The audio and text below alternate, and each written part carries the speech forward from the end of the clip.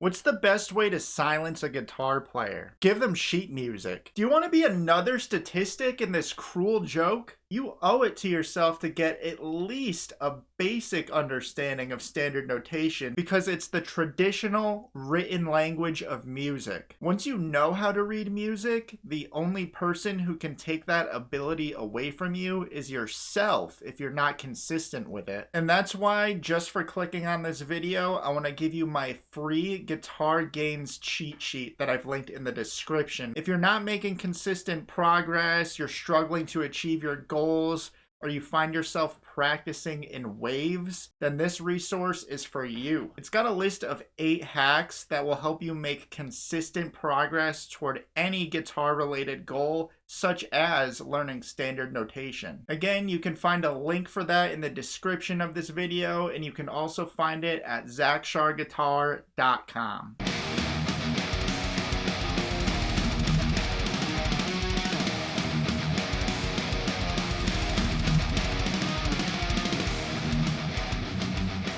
While standard notation has quite the learning curve, it gives you the best way of interpreting music through theoretical analysis in a way that's far superior to chord charts and tabs. Plus, it'll give you the power to play music meant for other instruments, and it'll give you another way to communicate with other musicians. So I wrote a heavy, thrashy little riff for you metalheads so that you'll be able to dip your toe in the pond of standard notation. We'll be breaking down the notes, the rhythm, and we'll be putting all of our knowledge used in this video together into this riff.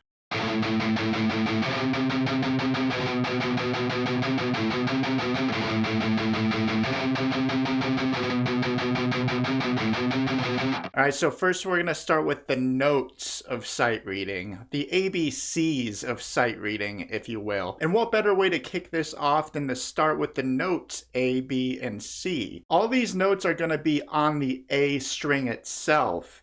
So the note A would be the open A string. And with standard notation, that is on the second ledger line below the staff. Next, we're going to do B.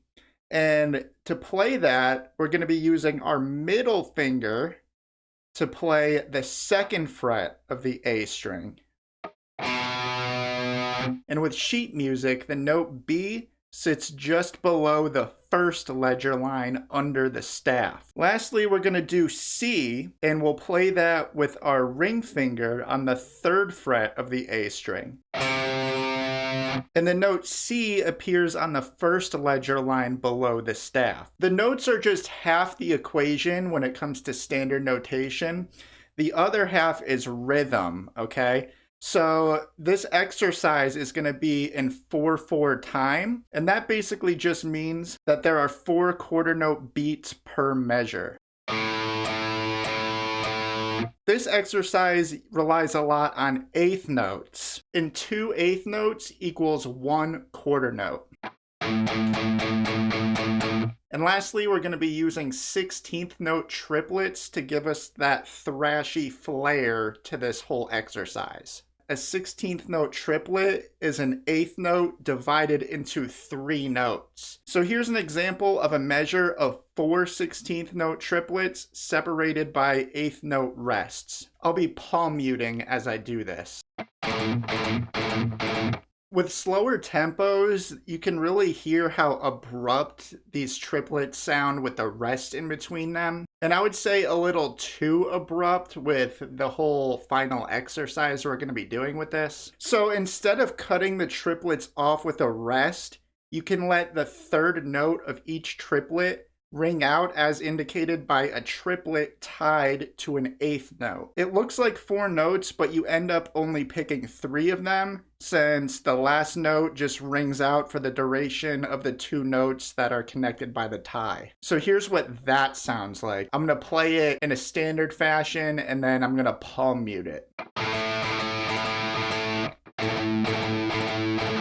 All right, so now we're going to put all these skills to the test, and to truly test what we have learned so far, I'm going to show you guys what the exercise looks like on the sheet music, and I want you to pause the video and give yourself an opportunity to really try this for yourself, relying only on the visual and not on hearing what I'm playing or seeing what I'm playing.